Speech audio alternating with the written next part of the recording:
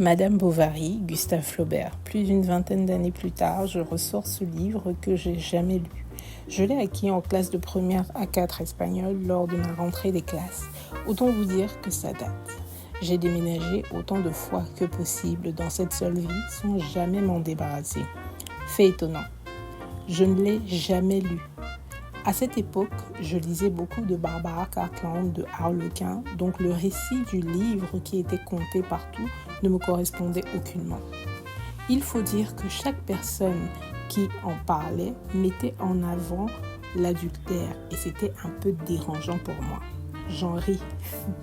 Parce que les adultes et leur bien-pensance sur les mœurs légères des femmes. Tromper, c'est mal. Tromper, c'est mal. Mais quand c'est la femme, c'est pire. Juste pour ça, je ne l'ai pas lu. Pour restituer le contexte, j'étais en plein décrochage scolaire, donc un peu réfractaire à faire le moindre effort.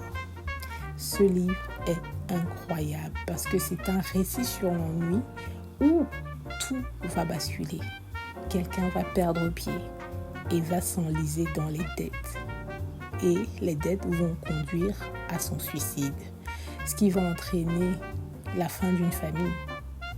C'est un livre incroyable pour ce qu'il raconte.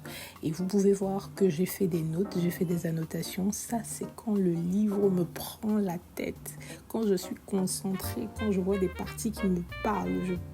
Je note et j'ai pas arrêté de faire des notes tout le long du livre. C'est vrai qu'il a été difficile à lire, mais qu'est-ce que c'est un bon livre. Ce livre est incroyable pour ce qu'il raconte de la femme du XVIIIe siècle, pour ce